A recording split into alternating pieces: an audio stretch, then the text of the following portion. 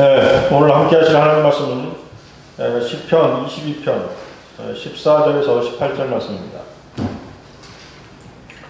시편 22편 14절에서 18절 말씀.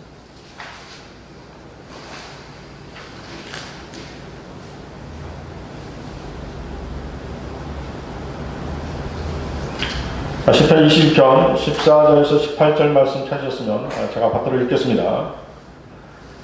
내가 물같이 쏟아졌으며 나의 모든 뼈는 어그러졌고 내 심장은 밀초 같아서 나의 내장 가운데서 녹았나이다. 내 기력이 질그릇 조각같이 말랐으며 내 혀는 이틀에 붙었나이다. 또 주께서 나를 사망의 진토 속에 두셨나이다. 개들이 나를 외워싸고 악인의 무리들이 나를 둘러쌌으며 그들이 내 손과 내 발을 찔렀나이다. 내가 내 모든 뼈들을 셀 수 있으니 그들이 나를 보며 쳐다보나이다. 그들이 그들 가운데서 내 겉옷을 나누고 내 속옷을 제비 뽑나이다. 네, 지금 읽은 시편 22편의 주제는 십자가의 주님입니다. 시편 22편의 3분의 1 이상이 십자가상에서 주님께 일어난 일들과 주님께서 하신 말씀들로 이루어졌고 또 예언들로 이루어졌습니다. 구약에는 적어도 800개의 예언이 있고 신약에는 200개 정도의 예언이 있는데 구약에서 예언 중 333개가 예수 그리스도에 관한 예언입니다. 성경이 다른 정전과 확연히 구별되는 점은 예언의 책이라는 점입니다. 그리고 그 예언들이 하나씩 정확하게 성취되어 가고 있다는 사실입니다. 하나님께서는 구원받지 못한 사람들에게 믿을 수 있는 충분한 증거들을 주셨는데 그들이 정직하기만 하다면 또 그들의 양심이 선한 것들을 추구한다면 성경 말씀을 받아들여야 하는 것이 정상인 것입니다.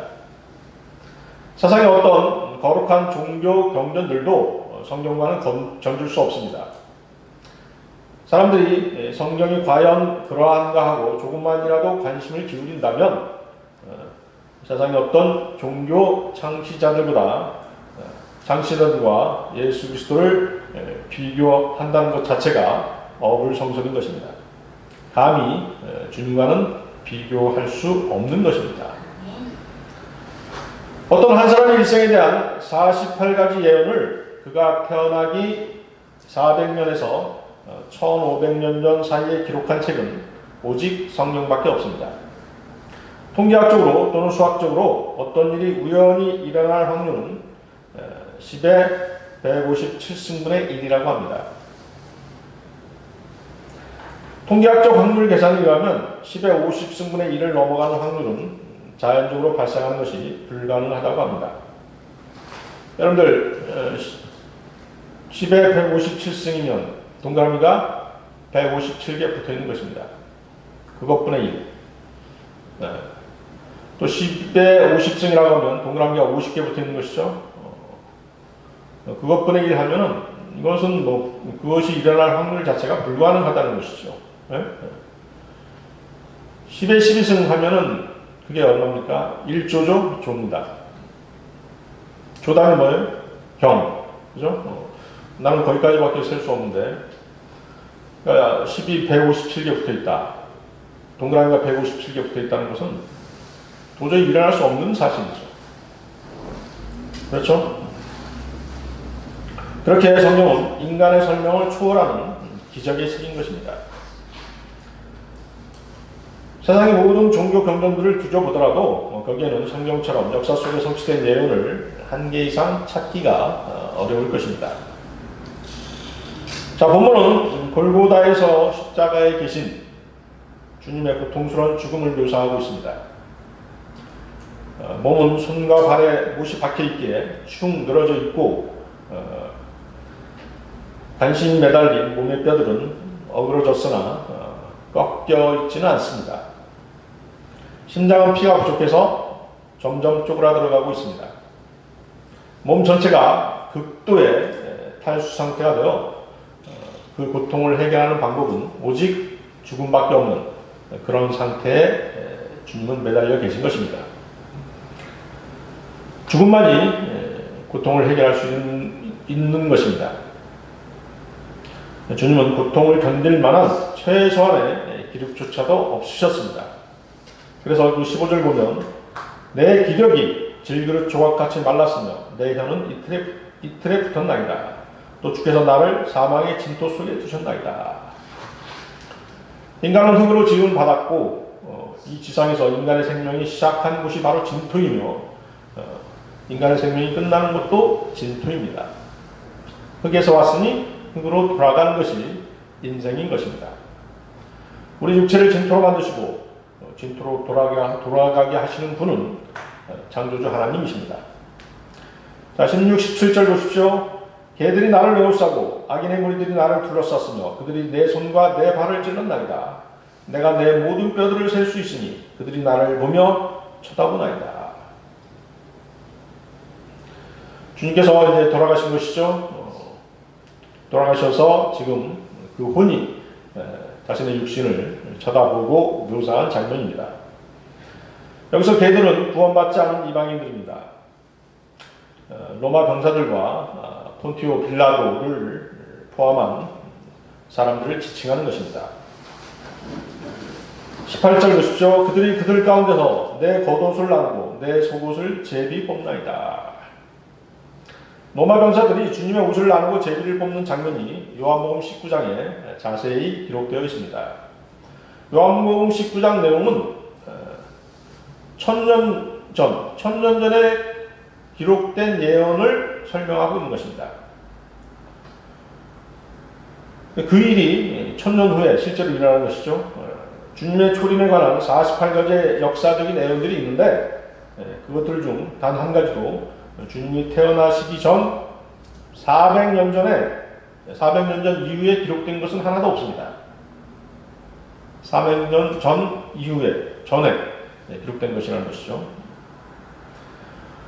자, 그런데 그것들이 일어날 확률은 거의 불가능하다는 것입니다. 창조주 하나님만이 행할 수 있는 기적인 것입니다. 자, 우리는 지난 시간에 십자가상에서 주님이 하신 말씀들 가상칠언 4가지에 대해서 말씀드렸죠. 오늘은 그 나머지 3가지에 대해서 말씀드리는 그런 시간을 갖고자 합니다.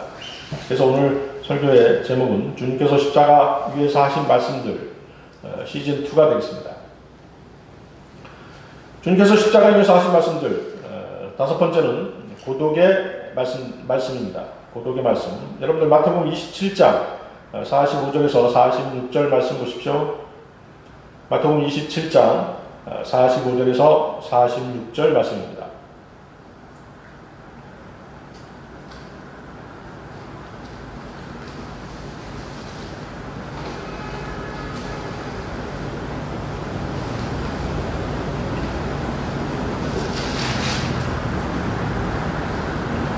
자, 마태복음 27장 45절에서 46절 말씀.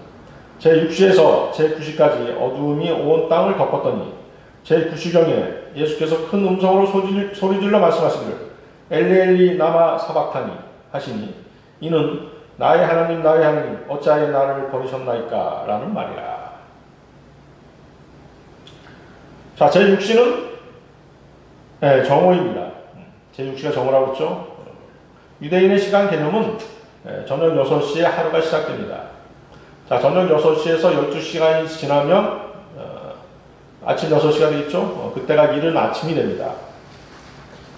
우리 시간으로는 오전 6시입니다. 3시면 오전 9시, 6시면 정오, 9시면 오후 3시가 되는 것입니다. 주님께서 십자가에 못 박히신 것은 제3시, 오전 9시였습니다. 마가복음 15장 25절이 그것을 증명해 주고 있습니다. 제3시가 되니 그들이 주를 십자가에 못 박더라. 그리고 약 3시간 동안 주님은 십자가에 매달려 계셨습니다. 그 사이에 주님은 포도주를 거절하셨고 또 좌우에 매달린 강도들과 대화를 나누셨죠. 그리고 그 중에 한 강도를 구원시키셨습니다. 그 후 12시에서 오후 3시까지 온 땅은 어둠에 덮였습니다. 그리고 오후 3시에 주님은 돌아가신 것입니다. 거기 45절 보면 어둠이 온 땅을 덮었더니, 누가복음 23장 45절은 이 장면을 해가 어두워지고 라고 설명합니다. 정오부터 오후 3시까지의 어두움은 초자연적인 현상이라고 밖에 설명할 길이 없습니다. 하나님께서는 6월절 양이 죽으시는 그 순간 온 땅을 어둠으로 덮게 하신 것입니다. 주 예수 그리스도께서 죽으신 그 순간 태양은 실제적으로 어두워졌고 어둠이 깔렸고 마치 해가 진 것처럼 된 것입니다. 46절에서 엘리엘리 나마 사박타니, 이 말은 히브리어죠. 나의 하나님 어찌하여 나를 버리셨나이까. 자, 이 말씀은 예수 그리스도께서 십자가에서 사탄과 벌이시는 영적 전쟁이 매우 치열했고 주님께서 매우 힘든 상황에 처해져 있음을 나타내 보여주고 있습니다. 죄 없으신 주님께서 범죄자들로 취급되셨고 바야흐로 하나님께로부터 버림받는 그런 순간인 것입니다. 특별히 마태복음은 유대인의 왕으로 오신 예수 그리스도를 기록하고 있기 때문에 성령께서 시리아어, 즉 아람어로 기록하지 않으시고 히브리어로 엘렐리 나마스바카니라고 기록하신 것입니다. 이것이 마태복음이 히브리어를 사용한 이유인 것입니다. 주님께서는 이미 이런 일들이 일어날 것을 미리 아시고 계셨습니다. 주님은 가능하다면 이 진노의 잔을 마시지 않게 해달라고 아버지 하나님께 간구했습니다. 그러나 이 일은 피할 수 없었고 인류의 대속을 위해 주님께서 대신 하나님의 진노의 잔을 받으신 것입니다. 예수 그리스도께서 하나님을 향한 이 부르짖음은 자신이 버림받은 슬픔에서 나온 것입니다. 주님은 나의 아버지라고 부르짖지 않으시고 나의 하나님이라고 부르짖으셨습니다. 이 순간 버림받은 것은 하나님으로서의 예수 그리스도가 아니라 인간으로서의 예수 그리스도였던 것입니다. 인성을 소유하신 완전한 인간으로서 주님은 죄인 위에 부어지는 하나님의 진노에 대한 완전한 두려움에 휩싸여서 지옥에 떨어진 죄인들이 부르짖는 것처럼 부르짖으신 것입니다. 나의 하나님 어찌하여 나를 버리셨나이까. 이 부르짖음은 지옥에 있는 모든 죄인들의 울부짖음과 같습니다. 이 순간 주님은 세상의 모든 죄인들을 위해 친히 죄가 되시고 저주가 되셔서 하나님의 진노의 잔을 마시신 것입니다. 마태복음 26장 39절 말씀을 보면 오 나의 아버지시여 가능하시거든 이 잔을 내게서 지나가게 하옵소서. 그러나 내가 원하는 대로 하지 마옵시고 아버지께서 원하시는 대로 하옵소서 라고 말씀하셨습니다. 예수님께서 여기서 간구한 내용, 아버지의 잔을 지나가게 해달라는 것이었습니다. 어떤 사람들은 이 잔이 주님의 육체적인 죽음이었다라고 말합니다. 만약 이 잔이 육체적인 죽음을 말한다면 주님은 분명히 죽음을 피하게 해달라고 기도하실 것입니다. 그러나 성경 어디에도 주님은 죽음을 피하게 해달라고 기도하신 적이 없습니다. 말씀하신 적도 없습니다. 주님은 죽음을 두려워하지 않으셨습니다. 성경에 기록된 대로 때가 되기 전에는 주님은 죽을 수가 없으셨습니다. 여러분들 누가복음 4장 보면 갈릴리 회당의 사람들이 예수님을 벼랑 끝으로 몰아붙여서 밀어뜨리고 죽이려고 했던 장면이 있습니다. 그러나 주님은 그들 사이를 유유히 가로질러 가셨고 아무도 주님을 막지 못했습니다. 예수님은 십자가에서조차도 죽음을 두려워하지 않으셨습니다. 주님은 기꺼이 자신의 목숨을 내어 주셨습니다. 주님께서는 십자가에서 풀려나게 해달라고 기도하시거나 죽지 않게 해달라고 기도하신 것이 결코 아닙니다. 주님께서 기도하신 것은 이 잔이 지나가게 해달라고 기도하신 것입니다. 따라서 이 잔, 즉 하나님의 잔은 육체적인 죽음을 의미하는 것이 아니라 하나님께서 죄인에게 내리시는 하나님의 진노를 뜻하는 것입니다. 시편 75편 8절을 보면 주의 손에 한 잔이 있으니 그 포도주는 붉고 완전히 혼합되어 있도다. 그가 그것을 쏟으시니 지상의 모든 악인들이 그것의 찢기를 짜 마시리로다. 하나님께서 악인들에게 부으시는 진노의 잔입니다. 하나님의 진노의 잔을 마셔야 하는 이들은 원래 죄인들이어야 합니다. 예수님은 바로 이 하나님의 진노의 잔으로부터 구원을 받기를 원하셨고 그렇게 기도하셨던 것입니다. 하지만 이 기도는 응답되지 않았습니다. 주님은 우리의 죄를 대신 지시고 죄인들에게 내려져야 할 하나님의 진노를 대신 받으셔야 했던 것입니다. 주님은 단지 우리의 죄를 짊어지셨을 뿐만 아니라 우리를 위해 죄가 되고 저주가 되셨습니다. 주님은 하나님의 진노의 잔을 지금까지 다 마시셨습니다. 이 모든 것은 십자가 위에서 우리를 위해 그렇게 하신 것입니다. 고린도후서 5장 21절 말씀에는 하나님께서 죄를 알지도 못하는 그를 우리를 위하여 죄로 삼으신 것은 우리로 하여금 그 안에서 하나님의 의가 되게 하려 하심이라. 갈라디아서 3장 13절 말씀에는 그리스도께서 우리를 위하여 저주가 되셔서 율법의 저주로부터 우리를 구속하셨으니 기록되기를 나무에 매달린 자는 누구나 저주받은 자라고 하였도다. 십자가 위에서 주님은 죽음을 당한 유월절 어린 양이 되셨습니다. 그 양은 물에 삶아지지 않았고 불에 구워져야만 했습니다. 그래서 주님은 목이 타들어가는 그런 고통 가운데서도 물을 마시지 않으셨습니다. 주님은 그렇게 지옥에 다녀오신 것입니다. 지옥불을 경험하신 것입니다. 자, 여러분들 여기 잡고 베드로전서 보십시오. 베드로전서 3장 18절에서 20절 말씀입니다.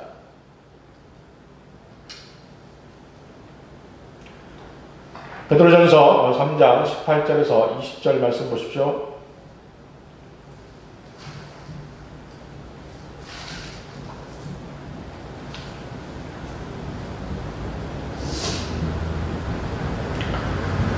베드로전서 3장 18절에서 20절 말씀. 그리스도께서도 죄들로 인하여 한 번 고난을 받으사 의인으로서 불의한 자를 대신하셨으니 이는 육신으로는 죽임을 당하셨으나 성령에 의하여 살림을 받으심으로 우리를 하나님께로 인도하려 하심이라.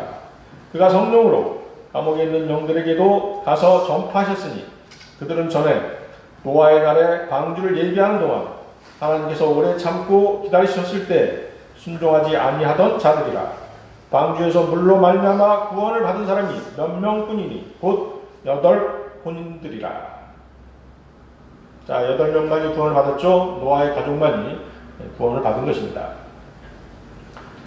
의인이신 예수님이 불의한 자들을 살리기 위해서 자신이 친히 십자가에 달려 피 흘려 죽으심으로써 우리의 불의에 대한 죄값을 다 치르신 것입니다. 주님은 우리를 지옥의 형벌로부터 구원하시고 하나님께로 인도하려고 하신 것입니다.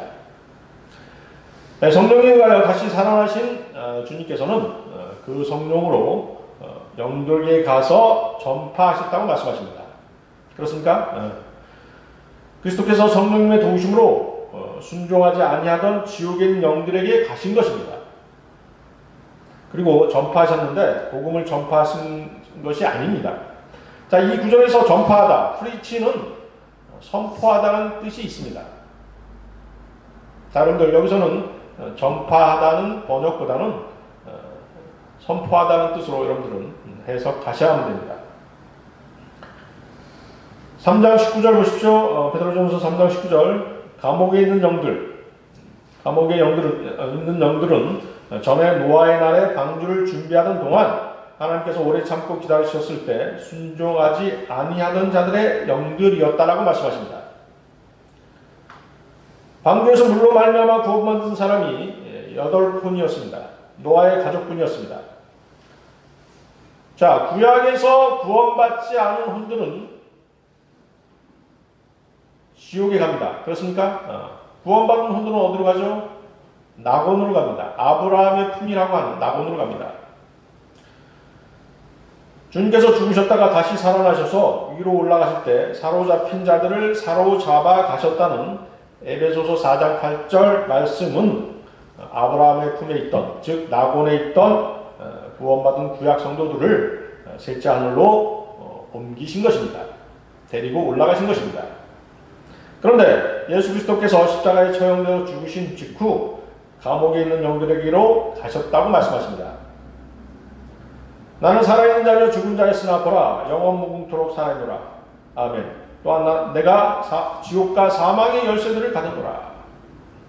계시록 1장 18절 말씀이죠. 주님께서는 그 지옥과 사망의 열쇠를 가지고 지옥에 가셔서 또 감옥에 있는 영들에게 가셔서 무언가를 선포하셨다는 것입니다. 본문에 등장하는 부류는 영들이지 혼이 아닙니다. 이 영들은 지금 이 시대에 구원받지 못한 사람들과는 전혀 무관합니다. 또한 율법시대에 죽은 사람들도 아닙니다. 그렇다면 여기서 언급하고 있는 감옥에 있는 영들이란 과연 누구를 말하는 것일까요?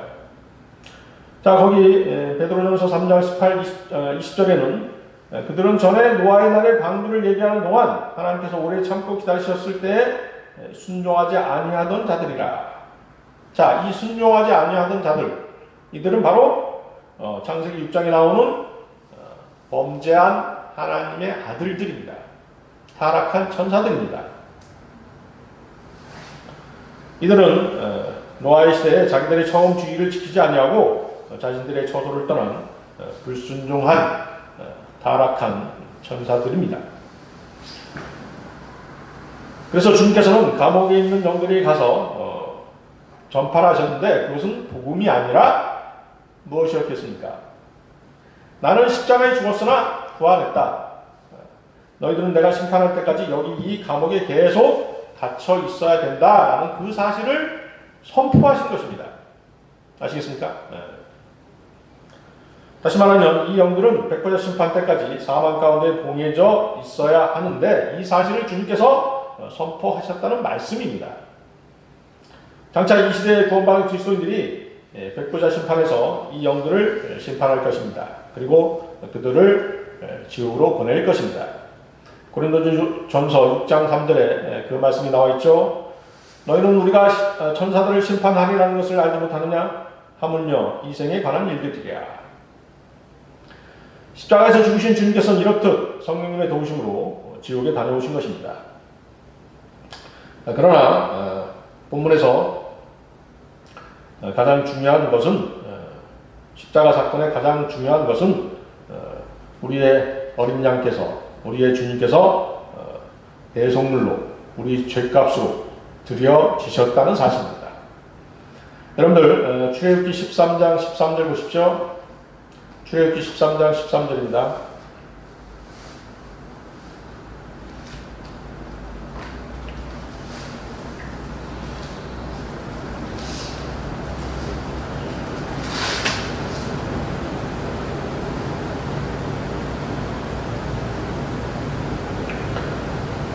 출애굽기 13장 13절 나귀의 모든 첩배 새끼는 내가 어린 양으로 대속할 것이요 내가 그것을 대속하지 않으려면 너는 그 목을 꺾을 것이며 또 너의 자손 가운데서 사람의 모든 첫 태생을 대속할지니라. 자, 여기 나귀가 나오죠. 나귀는 죄인들을 상징합니다. 우리의 어린 양께서는 우리의 죄 그리고 온 인류의 죄를 위해 드려지신 것입니다. 희생 제물로 드려지신 것입니다. 그래서 요한복음 1장 29절에서는 뭐라고 말씀하십니까? 보라, 세상 죄를 제거하는 하나님의 어린 양이다 라고 말씀하시는 것입니다.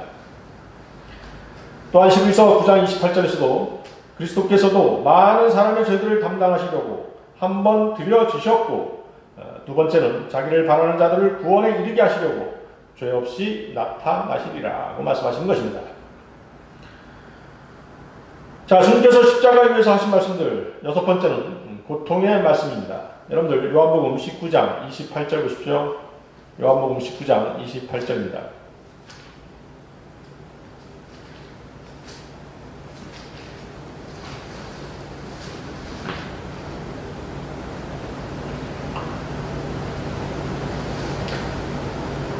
자, 요한복음 19장 28절. 이 일 후에 예수께서는 이제 모든 일이 이루어진 것을 아시고 말씀하시기를 목마르다고 하시니 이는 성경이 이루어지게 함이라. 성경이 이루어지게 함이라. 주님께서는 갈증 때문에 몹시 고통스러워하셨습니다. 그렇지만 물을 드실 수 없었습니다. 그것은 6월절 어린 양은 불에 구워져야지 물에 삶아져서는 안 되기 때문이었습니다. 그 성경 말씀을 이루기 위해서 주님께서는 목이 타들어가는 그 갈증 가운데서도 물 한 모금 드시지 못하시고 물 대신 건네주는 식초를 드시고 숨을 거두신 것입니다. 주님의 갈증의 고통은 하나님의 진노의 잔에 있는 지옥의 고통이 포함되어 있었기 때문입니다. 자, 우리는 거리에서 구경할 때 죄의 심판의 결과가 지옥의 형벌임을 항상 이야기합니다. 듣는 그들이 복음을 받아들이지 않더라도 죄 문제를 해결하지 않으면 죄의 심판의 결과는 지옥이라는 사실을 경고해 주기 위함입니다. 자, 여러분들 누가복음 보십시오. 누가복음 16장 19절에서 31절 말씀입니다. 누가복음 16장 19절에서 31절 말씀.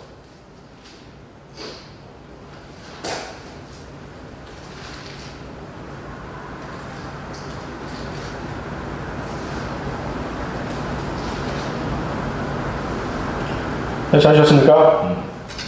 부자와 나사로에 대한 예화죠. 누가복음 16장 19절에서 31절. 어떤 부자가 있었는데 그는 자색옷과 고운 베옷을 입고 매일 호화로운 생활을 하고 있더라.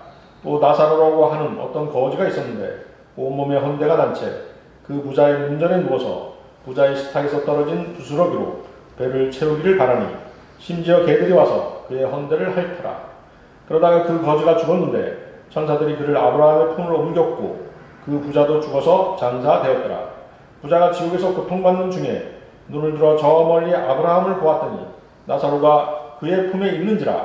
그가 소리질러 말하기를 아버지 아브라함이여 저를 불쌍히 여기셔서 나사로를 보내시어 그가 자기 손가락 끝에 물을 적셔 내 혀를 식히게 하소서.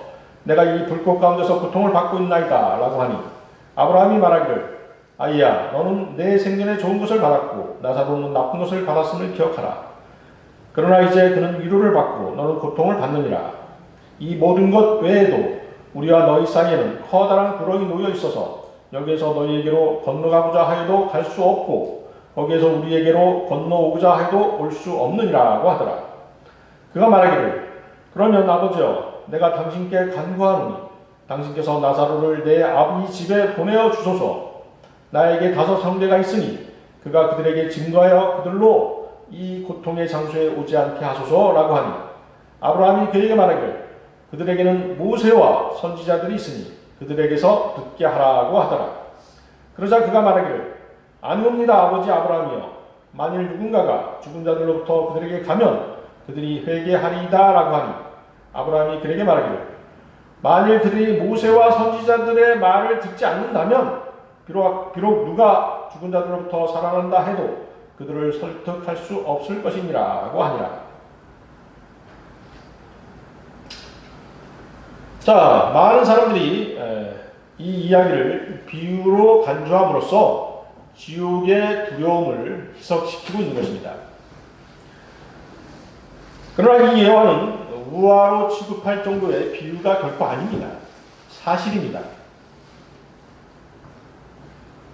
주님께서는 이 이야기를 지옥에 대한 강력한 경고로 말씀하신 것입니다.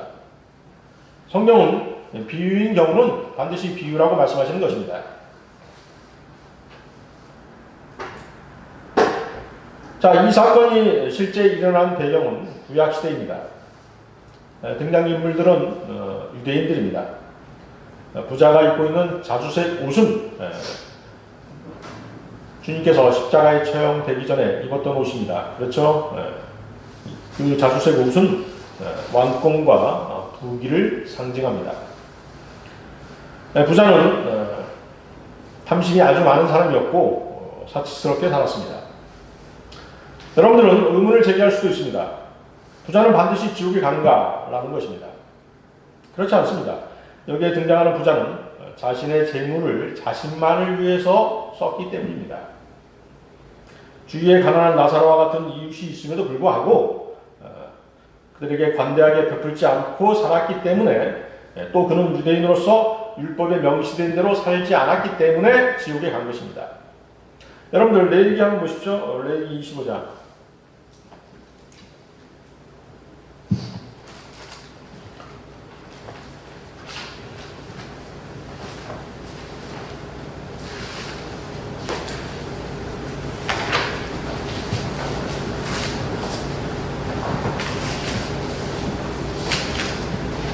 레위기 25장 35절 보겠습니다. 35절부터 보겠습니다.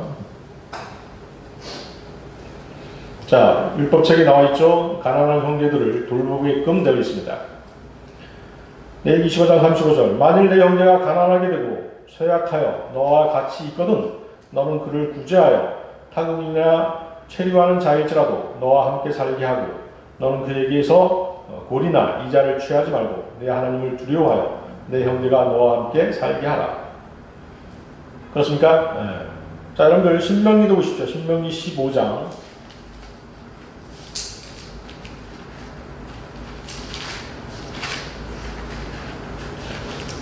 신명기 15장 7절 말씀 보시죠. 7절부터 보시겠습니다. 신명기 15장 7절. 주 너희 하나님께서 내게 주시는 땅에 있는 너의 어떤 성문들 안에 너희 가운데 내 형제들 중 한 가난한 사람이 있거든 너는 내 마음을 완악하게 하지 말고 내 가난한 형제로부터 손을 움켜쥐지 말고 내 손을 그에게 크게 벌려서 그가 원하는 만큼 그의 필요를 충족하도록 반드시 부어줄지니라. 그렇죠? 가난한 형제 자매들을 돌보게끔 되어 있는 것입니다. 그것이 율법의 뜻입니다. 하나님의 뜻이죠. 부자는 그렇게 하지 않는 것입니다. 자, 본문은 다시 본문 보십시오. 본문은 성경에서 혼이 죽어서 가는 장소를 명확하게 묘사해 놓고 있습니다. 그 거지가 죽었는데 천사들이 그를 아브라함의 품으로 옮겼고, 구약의 경륜안에서 구원받은 죽은 사람들은 아브라함의 품이라고 하는 낙원으로 옮겨진 것입니다. 신약에서의 죽은 그리스도인들은 어디로 갑니까? 바로 셋째 하늘로 가죠. 그렇죠? 지금 아브라함의 품은 어디로 옮겨졌습니까? 셋째 하늘로 옮겨졌습니다. 그렇죠? 예수님께서 올라가실 때, 부활 승천하실 때 그들을 데리고 가신 것입니다. 아브라함은 유대민족의 아버지입니다. 구약 경륜에서 구원받은 유대인이 죽으면 그는 아버지 아브라함인 곳으로 갔던 것입니다. 구원받은 유대인뿐만 아니라 구원받은 이방인들도 그곳으로 갔습니다. 구원받은 이방인들도 왜 그곳으로 갔을까요? 이는 아브라함 본인이 할례받지 않은 이방인이었을 때 하나님의 의를 전가받았기 때문입니다. 그때 하나님을 믿었지 않습니까? 그렇죠? 할례받기 전에 하나님을 믿었습니다. 그 믿음을 의로 하나님께서 간주하셨던 것입니다. 그렇기 때문에 구약 시대에 아브라함이 이방인이었을 때 할례받기 전에 구원받은 이방인들도 그곳으로 갔던 것입니다. 자, 그러면 아브라함의 품은 어디냐 하는 것이죠. 바로 땅의 심장에 있습니다. 마태복음 12장 40절 보면 요나가 사흘낮과 사흘밤을 고의 뱃속에 있었듯이 인자도 그처럼 사흘낮과 사흘밤을 땅의 심장 속에 있을 것이라. 예수님께서 지옥을 다녀오셨다고 말씀드렸죠. 땅의 심장, 거기에 지옥이 있습니다. 지옥이 있고 반대편에 뭐가 있는 거예요? 아브라함의 품이 있는 것입니다.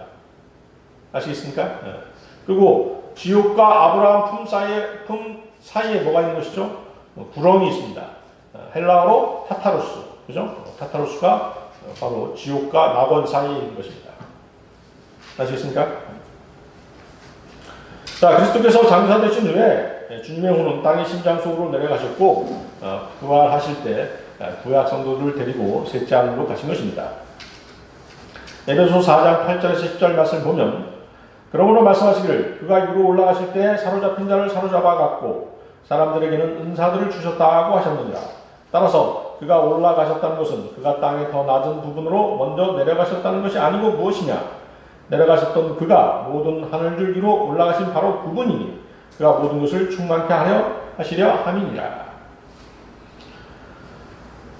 자, 주님은 죽으시기 전에 아브라함의 품을 라곤이라고 부르셨고 오늘날 라곤은 주님께서 그들을 사로잡아 올라가셨기에 저 위 셋째 하늘로 그 위치가 바뀐 것입니다. 자, 여러분들 23절 보십시오. 누가복음 16장 23절. 그 부자도 죽어서 장사되었더라. 부자가 지옥에서 고통받는 중에 눈을 들어. 자, 지옥이 나오고 있습니다. 불타는 지옥이죠. 성경에서 지옥은 영원히 불타는 지옥이고 고통의 장소입니다. 자, 그런데 지옥을 빌리 그레함이라든가 교황들은 뭐라고 얘기했습니까? 하나님과 분리되는 곳이다 라고 얘기했습니다. 지옥은 단순히 하나님과 분리되는 것이 아닙니다. 불 속에서 고통받는 장소입니다. 마지막 심판 때까지 잠시도 쉬지 않고 고통이 이어집니다. 그리고 백보자 심판이 끝나면 다시 불못으로 돌아가서 영원 무궁토록 고통을 받는 장소가 지옥입니다. 자, 우리가 이런 얘기를 해주어도 사람들은 전혀 실감치 못합니다. 복음을 전하는 사람들에게 그들은 아주 따지듯이 화난 표정으로 당신이 지옥 가봤어요? 라고 묻는 것입니다. 되묻는 것입니다. 또 지옥이 있는지 어떻게 알아요? 라고 묻는 것입니다. 우리가 해줄 수 있는 답변은 오직 하나뿐입니다. 뭐라고 얘기합니까? 성경에 그렇게 쓰여 있습니다. 라고밖에는 얘기해 줄 수 없습니다. 우리는 믿음으로 지옥이 있는 것을 압니다. 그런데 요즘은 세상 사람들도 지옥이 있다는 걸 알아요. 영화나 TV에서 지옥에 대한 영화가 또 드라마가 하도 많이 나오기 때문인지 지옥이 있다는 걸 대답을 하더라고요. 시인을 하더라고요. 그렇지만 우리는 믿음으로, 순수한 믿음으로 지옥이 있다는 걸 알죠? 성경 말씀을 믿기 때문입니다. 그들은 막연히 아는 것입니다. 두려움을 느끼지 못하죠. 막연히 알기 때문에. 자, 또 그들은 이렇게 말합니다. 하나님은 사랑이시라는데 어떻게 사랑의 하나님께서 사람들을 지옥에서 영원히 불태울 수 있는 것입니까? 라고 말하는 것입니다. 그들은 하나님의 본성에 대해 전혀 알지 못하기 때문입니다. 하나님의 본성에는 거룩하심이 있습니다. 그러기에 거룩하신 하나님께서는 죄를 미워하시고 죄인들을 미워하시는 것입니다. 하나님의 공의로우심은 죄인들을 반드시 심판하시는 것입니다. 하나님은 그 의로우심 때문에 죄인들을 지옥불에서 꺼내줄 수는 없지만 죄인들의 죄를 대신 담당하실 수 있으신 것입니다. 그래서 하나님께서 육신의 몸을 입고 이 땅에 오신 것입니다. 죄라고 하는 것은 거룩하시고 영존하시는 주님을 거부하고 대적하는 것입니다. 그들은 자신들이 거부하고 대적한 그분이 살아계시는 동안 계속 지옥에서 고통을 당해야 되는 것입니다. 하나님의 사랑을 발견할 수 있는 유일한 장소는 갈보리뿐입니다. 하나님의 사랑은 예수 그리스도를 통해서만이 발견될 수 있는 것입니다. 요한복음 3장 16절 말씀 여러분들 다 외우고 계시죠? 하나님께서 세상을 이처럼 사랑하셔서 그의 독생자를 주셨으니 이는 그를 믿는 사람은 누구든지 멸망하지 않고 영생을 얻게 하려 하십니다. 로마서 5장 8절 말씀도 외우고 계시죠? 우리가 아직 죄인이었을 때 그리스도께서 우리를 위하여 죽으심으로써 하나님께서는 우리를 향한 그의 사랑을 나타내셨느니라. 사람들은 주 예수 그리스도 안에 있는 하나님의 사랑을 받아들이던가 아니면 죄를 미워하시고 죄인들을 응징하시는 거룩하신 하나님의 진노의 심판을 받던가 해야 되는 것입니다. 지옥은 하나님의 사랑을 받아들이지 않고 그분의 거룩하신 성품을 거스르고 빛보다 어둠을 더 사랑했던 사람들이 가는 곳입니다. 사람들이 그곳에 가지 않고 하나님의 사랑과 자비와 친절과 관대함과 모든 하나님의 베푸심을 경험하려면 먼저 예수 그리스도를 통해 주어진 하나님의 의를 받아들여야만 하는 것입니다.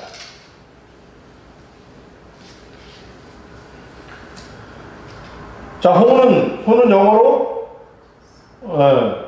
soul이죠. soul인데 혼의 정확한 의미는 body shape입니다. body shape. 육체를 본뜬 것과 같은 모양을 하고 있습니다. 여러분들 그 축구공 한번 생각해 보십시오. 축구공의 겉가죽이 육체죠. 육신입니다. 축구공을 잘라보면 그 안에 뭐가 있습니까? 튜브가 있죠? 튜브가 있습니다. 이 튜브가 바로 혼과 같은 것입니다. 공 모양을 하고 있지 않습니까? 그렇죠? 자, 축구공의 그 튜브는 보이지만 사람의 혼은 보이지 않습니다. 그리고 이제 그 튜브 안에는 또 뭐가 있습니까? 공기가 들어있죠? 바로 그 공기가 영입니다. 그렇죠? 그래서 사람의 몸은 영혼, 육으로 되어 있는 것입니다.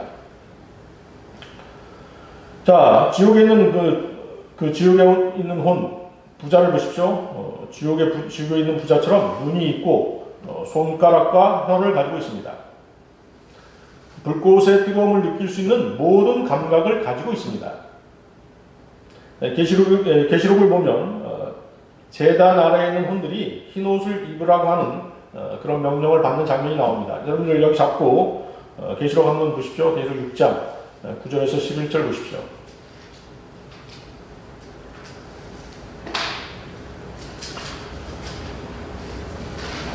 계시록 6장 9절에서 11절 말씀. 모든 개혁 성경들은 어떻습니까? 영혼육을 얘기하지 않죠? 이원론으로 얘기합니다. 영과 혼을 합쳐서 영혼, 또 육. 그죠? 그 두 가지만 얘기하죠?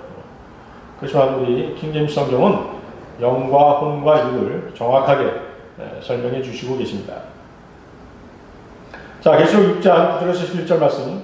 어린 양이 다섯째 봉인을 여실 때 내가 보니 제단 아래에는 하나님의 말씀과 그들이 가진 증거 때문에 죽임당한 자들의 혼들이 있는데 그들이 큰 음성으로 울부짖으며 말하기를 오 거룩하시고 참되신 주여 땅에 살고 있는 그들을 심판하시어 우리의 피를 갚아 주실 날이 얼마나 남았나이까 하더라.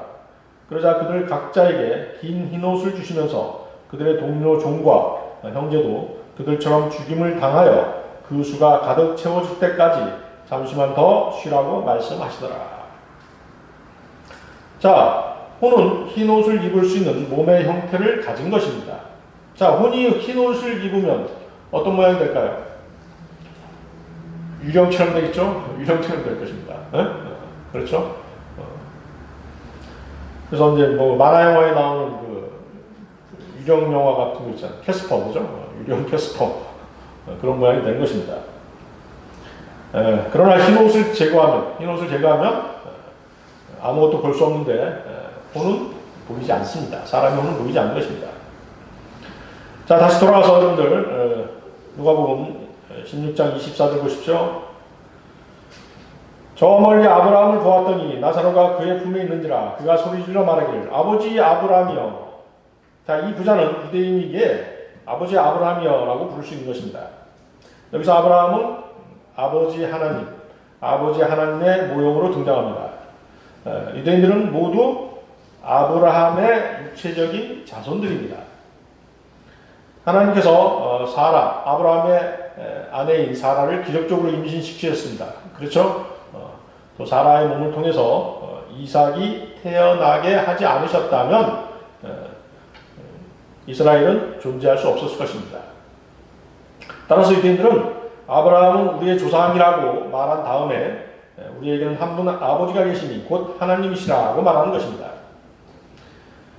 자, 24절 아버지 아브라함이여 저를 불쌍히 여기셔서. 부자는 하나님의 유형인 아브라함에게 자비를 구하고 있습니다. 어떤 사람이 구원받지 않고 생을 마감하면 그 사람에 대한 하나님의 자비는 그것으로 끝나는 것입니다. 더 이상의 자비는 없습니다. 하나님의 사랑도 그의 죽음과 함께 끝이 나는 것입니다. 하나님께서는 죽어 지옥에 간 사람들에게 물 한 방울을 그 사람의 혀에 떨궈줄 만큼의 자비와 사랑을 베푸시지 않으실 것입니다. 여러분들 일반 세상교회 문 앞에 가면은 선투적인 문구가 항상 적혀 있죠? 어떤 문구입니까? 하나님은 여러분을 사랑하십니다. 그렇죠? 맞는 말입니다. 그렇지만 그것은 그 사람이 살아있는 동안에만 그렇다는 것입니다.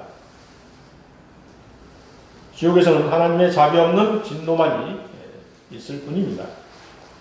자, 여기서 여러분들은 지옥에 간 사람의 혼은 분명한 의식이 있음을 알 수 있습니다. 부자는 지옥의 불꽃 속에서 고통을 느끼면서도 눈으로 보고 대화도 합니다. 그 상황에서 나사로는 아브라함의 품에 있는데 그런 휴식을 취하고 있는 것입니다. 자, 27절 보십시오. 그러면 아버지여, 내가 당신께 간구하오니 당신께서 나사로를 내 아비 집에 보내어 주소서. 불꽃 가운데 고통 중에 있는 부자는 나사로를 보내서 그의 혀에 물을 떨어뜨려 달라는 요청이 거절되자 다시 나사로를 지상에 있는 자기 가족에게 보내달라고 요청하고 있는 것입니다. 그 부자에게는 지옥을 향하고 있는 5 형제들이 있었습니다. 지옥에 간 이 부자는 지금 구원받지 못한 혼들을, 자기 형제들을 구원시켜야 된다는 아주 엄청난 압박을 느끼고 있는 것입니다. 지옥에 간 사람들은 지옥의 불길 가운데에서야 비로소 하나님께서 살아계시고 하나님의 말씀이 정말 참말이었구나 라고 깨닫게 되는 것입니다. 하지만 더 이상의 기회는 없습니다. 너무 늦은 것입니다. 여러분이 자신의 가족들이나 여러분의 친지들을 구원하고자 한다면 여러분이 살아있을 때, 지금 이 순간인 것입니다. 지금 이때인 것입니다. 지금 이때 복음을 전해야 되는 것입니다. 지옥에 간 부자는 너무도 간절히 원했지만 기회는 다시 주어지지 않았습니다.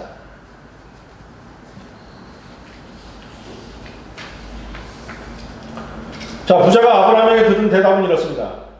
29절이죠. 그들에게는 모세와 선지자들이 있으니 그들에게서 듣게 하라. 다시 말하면 그들에게는 성경이 있으니 그것을 읽고 믿으라고 하라는 말씀입니다. 우리 인간이 하는 말보다 성경의 말씀이 훨씬 권위와 능력이 있기에 그렇게 대답한 것입니다. 디모데후서 3장 15절 말씀이죠. 또 어릴 때부터 내가 성경을 알았으니 그 성령은 너로 그리스도 예수 안에 있는 믿음으로 인하여 구원에 이르도록 지혜롭게 할 수 있느니라.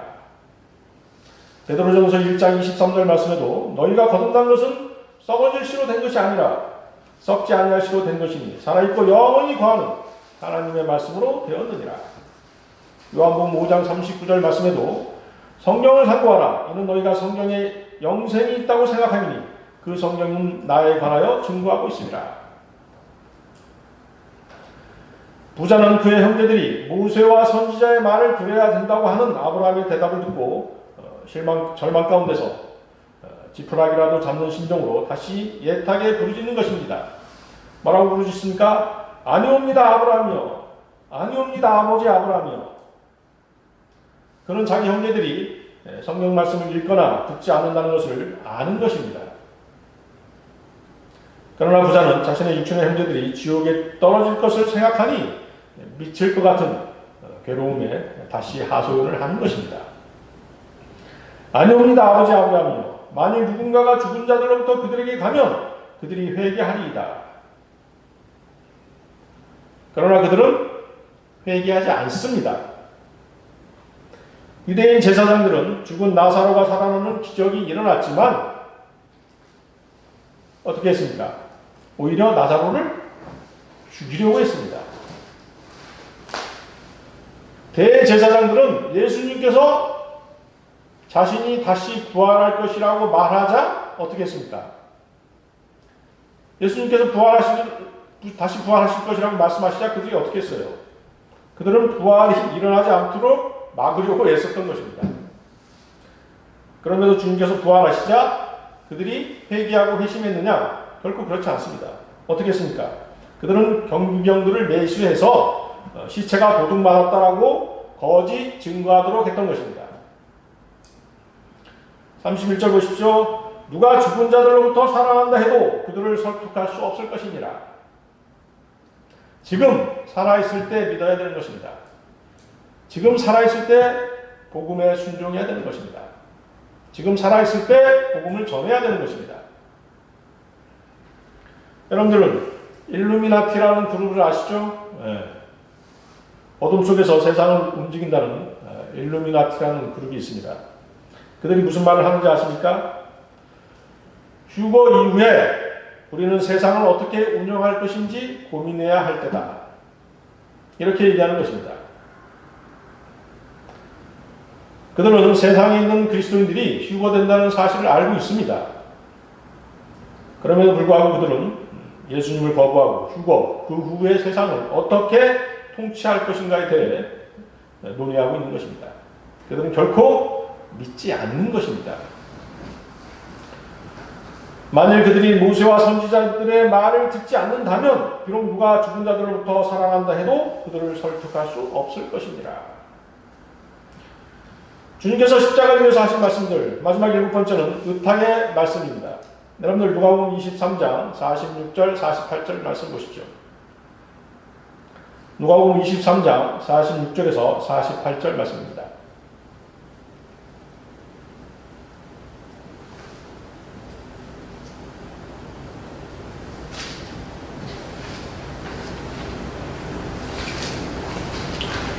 누가복음 23장 46절 48절 말씀. 그때가 제6시경이었는데 어둠이 온 땅을 제9시까지 덮더라. 또 해가 어두워지고 성전의 휘장이 한가운데로 찢어지더라. 그때 예수께서 큰 음성으로 소리지르며 말씀하시기를 아버지시여 내 영을 아버지의 손에 의탁하나이다 라고 하시고 이 말씀을 마치신 후 숨을 거두시니라. 이러한 일을 본 한 백부장이 하나님께 영광을 돌리며 말하기를 참으로 이 사람은 의인이었도다 라고 하더라. 또 그 광경을 보려고 함께 온 모든 무리가 일어난 일들을 보고 그들의 가슴을 치며 돌아가더라. 45절 성전의 휘장이 한가운데로 찢어지더라. 그리스도께서 죽으시는 순간에 성전 휘장이 찢어진 것입니다. 성소와 지성소를 나누는 휘장이 상징하는 것은 예수 그리스도의 육체입니다. 주님께서 죽으시는 순간 인간 제사장들이 드리는 그 어떤 희생 제물들이 아닌 주님 자신이 희생 제물이 되셔서 그 찢기신 몸에서 흘러나온 보혈로 하나님 앞으로 나아가는 길을 활짝 열어 놓으신 것입니다. 자, 여러분들 여기 잡고 히브리서 10장 한번 보십시오. 자, 여기 잡고 히브리서 10장 19절에서 20절 말씀입니다.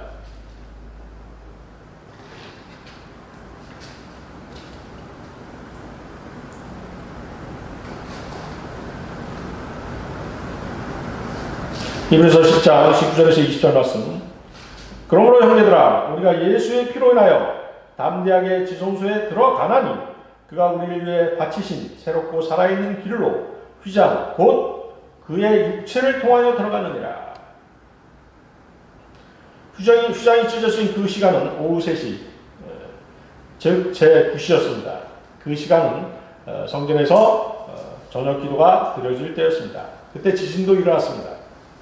마태복음 27장 51절에서 53절 말씀을 보면 그런데 보라 성전의 휘장이 위에서 아래까지 불로 찢어지고 땅이 흔들리며 바위들이 갈라지고 무덤들이 열리며 잠들었던 많은 성도들의 몸이 일어났으며 주께서 부활하신 후에 무덤에서 나와 거룩한 도성으로 들어가 많은 사람들에게 나타나더라.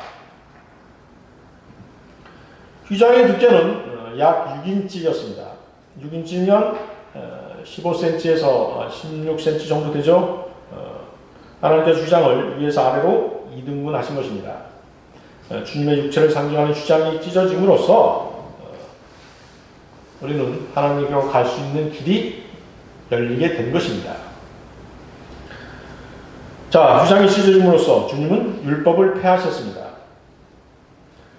또 주님께서는 십자가에 숨기신 자신의 피로 하나님과 죄인 사이의 장벽을 제거하셨습니다. 유대인과 이방인을 주님 안에서 한 몸으로 만드셨습니다. 그리고 십자가로 죽음을 패하셨습니다. 십자가로 사탄 또한 패망케 하신 것입니다. 자, 여러분들 또 여기 잡고 에베소서 보십시오. 에베소서 2장 13절에서 16절 말씀입니다. 에베소서 2장 13절에서 16절 말씀.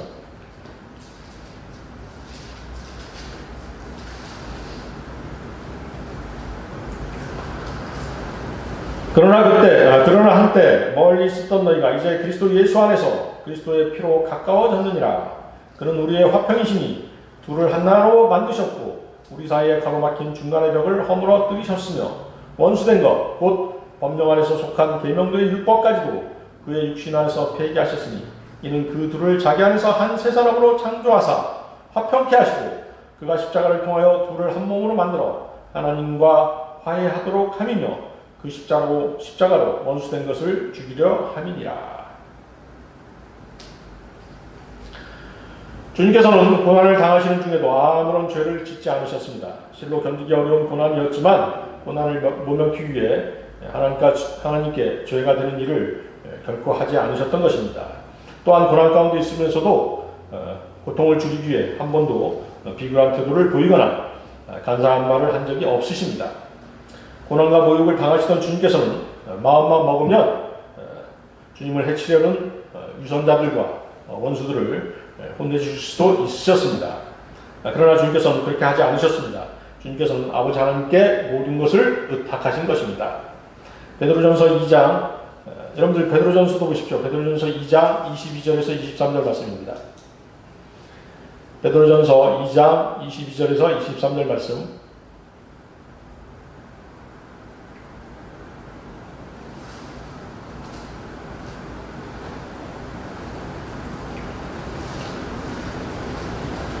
그는 죄를 짓지도 아니하셨고 그 입에는 간사함도 없으셨으며 모욕을 당하셨으나 다시 모욕으로 갚지 아니하셨고 고통을 당하셨으나 위협하지 아니하셨고 오직 의롭게 하시는 분께 자신을 의탁하셨느니라. 주님은 십자가에서 숨을 거두시는 순간까지도 자신을 아버지 하나님께 맡기신 것입니다. 다시 여러분들 누가복음 23장 45절 보십시오. 그때 예수께서 큰 음성으로 소리질러 말씀하시기를 아버지시여 내 영을 아버지의 손에 의탁하나이다 라고 하시고 이 말씀을 마치신 후 숨을 거두시니라. 자, 다시 곧 47절 보시죠. 47절은 예수 그리스도가 죄가 없는 분이었음을 증거하는 목격자의 증언이 나오죠. 그럼 뭐라고 증언하고 있습니까? 참으로 이 사람은 하나님의 아들이었도다. 자, 누가복음에서는 그렇게 나오지 않아요. 우리가 봤던 누가복음에서 뭐라고 얘기하고 있습니까? 23장 47절. 백부장이 하나님께 영광을 돌리며 말하기를 참으로 이 사람은 의인이었도다. 그렇죠? 그런데 마태복음하고 마가복음에서 뭐라고 얘기하냐면 여러분 마가복음 보세요. 마가복음 15장. 백부장이 주님이 돌아가시는 장면을 목격한 백부장이 한 말이 있죠. 마가복음 15장 39절.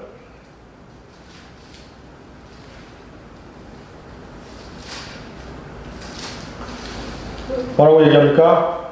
주의 맞은편에 서서 주께서 그렇게 소리 지르고 숨을 거두신 것을 본 백부장이 말하기를 참으로 이 사람은 하나님의 아들이었도다 라고 하더라. 자, 하나님의 아들이었도다 라고 하더라.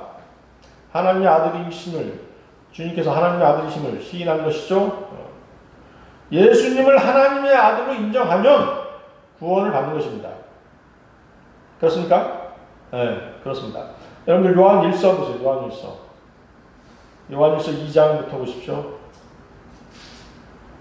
요한 1서 2장 23절.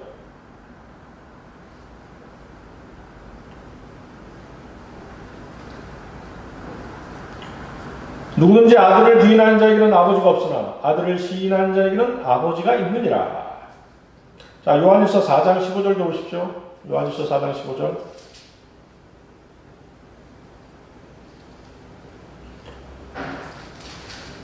요한일서 4장 15절. 누구든지 예수를 하나님의 아들이라 시인하면 하나님께서 그 사람 안에 거하시고 그도 하나님 안에 거하느니라. 자, 요한일서 5장 12절도 보십시오. 요한일서 5장 12절. 그 아들이 있는 자는 생명이 있고 하나님의 아들이 없는 자는 생명이 없느니라. 자, 주님께서는 십자가에서 죽으시기 전에 유대인 강도를 구원시키셨죠. 또 죽으신 후에는 로마 백부장을 구원받게 하신 것입니다. 다시 돌아가 보시죠. 다시 돌아가서 누가복음 23장 48절. 또 그 광경을 보려고 함께 온 모든 무리가 이러한 일들을 보고 그들의 가슴을 치며 돌아가더라. 자, 그들은 자신들이 한 행동이 잘못된 것임을 깨달았던 것입니다. 죄 없으신 분을 십자가에 못 박은 너무 큰 잘못을 저질렀습니다. 주님께서는 그들이 용서받을 수 있도록 기도하셨습니다. 누가복음 23장 34절에서 그렇게 기도하셨죠. 그때 예수께서 말씀하시기를 아버지시여 저들을 용서해 주옵소서 그들은 자기들이 하는 것을 알지 못하나이다 라고 하시더라. 그래서 사도행전을 보면 그들이 다시 회심할 수 있는 기회를 갖게 되는 것입니다. 그러나 유대 민족에게 주어진 피값, 그들이 예수님을 뭐라고 얘기했습니까? 예수님에 대해서 그의 피를 우리와 우리 자손에게 돌리라고 주장했었지 않습니까? 그렇죠? 그 피값에 대해서는 돌이키기에는 너무 늦어버렸습니다. 그들은 그 피값은 자신들이 보응을 받아야 했던 것입니다. 유대인들은 그들의 죄값을 다 받아야 했는데요. 유대민족은 2000년 동안 나라 없는 민족이 되었고 뿔뿔이 흩어져 살아야 했으며 그들이 들어간 어떤 나라에서도 반영받지 못했습니다. 2차 세계대전 때는 어떻습니까? 독일의 카톨릭 교도인 히틀러에 의해 수많은 유대인이 죽음을 당했던 것입니다. 그리스도인들은 구원받고 죄들이 용서받고 주님의 영광을 위해 살아가지만 구원받기 전에 지었던 죄들의 열매는 반드시 자신이 거두게 되어 있는 것입니다. 현생에서 심은대로 거두는 추수의 법칙은 구원받은 사람이나 구원받지 않은 사람이나 똑같이 적용되는 것입니다. 자, 오늘 설교의 결론입니다. 여러분들 누가복음 9장 23절 보십시오. 누가복음 9장 23절.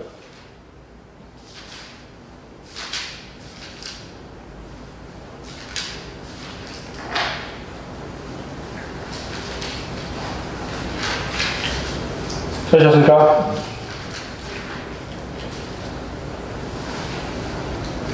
누가복음 9장 23절. 또 그들 모두에게 말씀하시기를 누구든지 나를 따라오려거든 자기를 부인하고 날마다 자기 십자가를 지고 나를 따르라.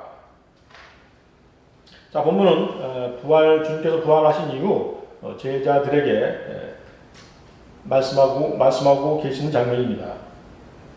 주님께서는 우리에게 주님의 십자가를 지라고 명령하지 않으셨습니다. 제자들은 각자 자신의 십자가를 지고 주님을 따라가는 명령을 받습니다. 세상에는 많은 십자가들이 있습니다.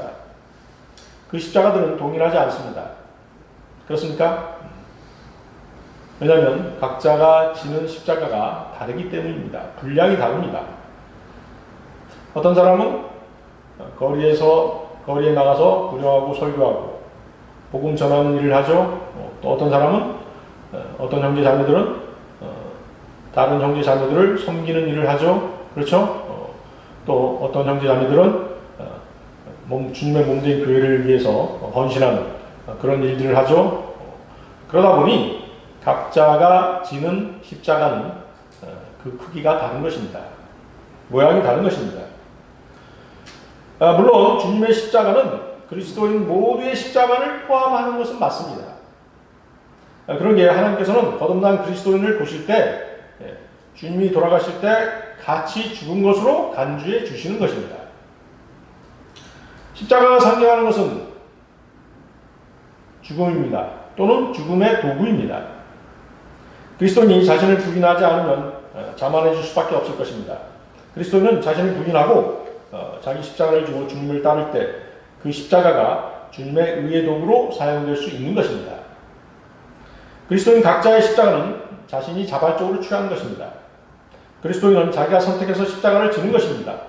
자발적으로 십자가를 질 때 비로소 자신이 주님과 함께 십자가에 못 박혀 죽었다라고 여기게 되는 것입니다. 그 순간 주님께서는 주님의 십자가의 능력을 우리에게 주시는 것입니다.